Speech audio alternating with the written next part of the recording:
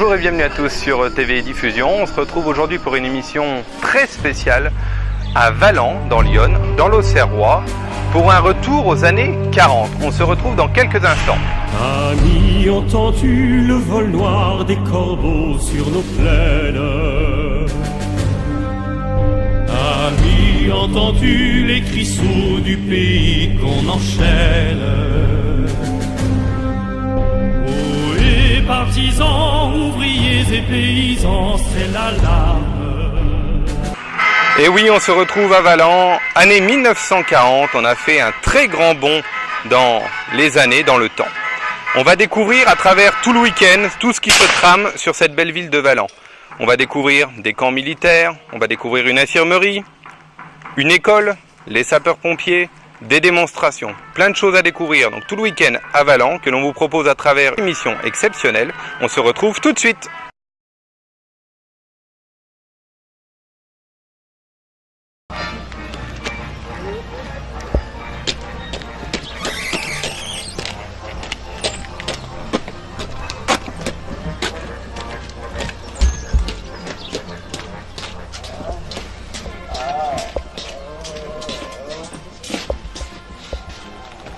Est-ce que tu peux nous présenter un petit peu l'infirmerie, le poste de secours qui est ici, qu'on a découvert à travers la caméra?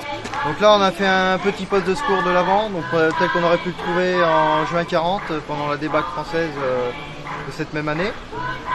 Beaucoup de petits bâtiments qui ont été réquisitionnés pour essayer d'évacuer, de traiter les blessés suite au bombardement ou au combat qu'il y a eu dans le secteur. Donc en général le poste de secours de l'avant ordonner soit l'évacuation des blessés vers l'arrière pour les soigner si c'était des grosses blessures, ou sinon ils étaient, s'ils pouvaient encore marcher, en général ils étaient rafistolés sur place pour repartir à pied ou dans les convois avec la troupe régulière.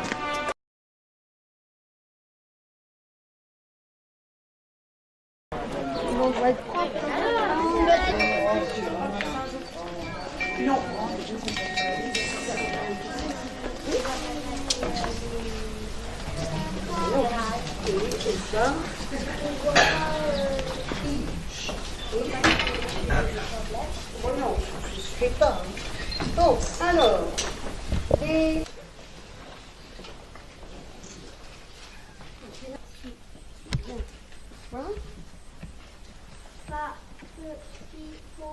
Là, pendant les 2 jours, vous avez orchestré au total 3 classes.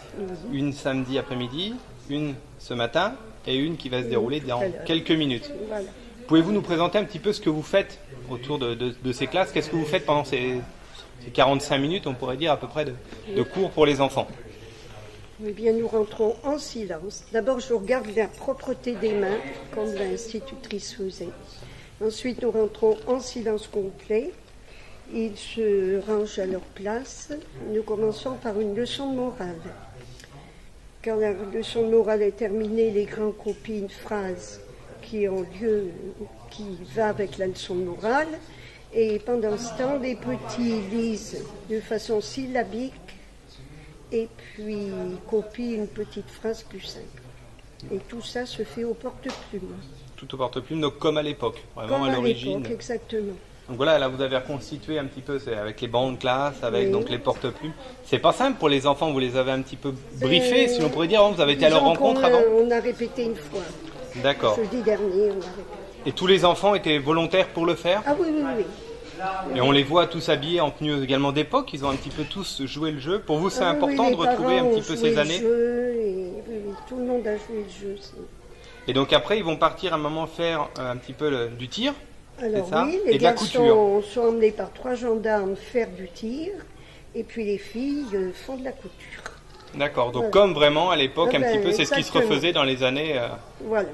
Et vous, ça vous fait quoi pour vous de jouer, si on pourrait dire, le rôle de l'institutrice dans un moment de l'époque française qui est quand même assez poignante? Oui. Ça vous Oui, fait oui. quelque chose? C'est émouvant, oui. Et puis, je suis une ancienne institutrice à la retraite, donc ça me met dans le bain avec les enfants et tout, c'est très agréable. Oui, on voit que vous aimez ça, être Ah auprès oui, des oui. enfants, c'est Oui, oui. vraiment une passion pour vous, quoi. Voilà, exactement. Une chanson douce que me chantait ma maman en 600 une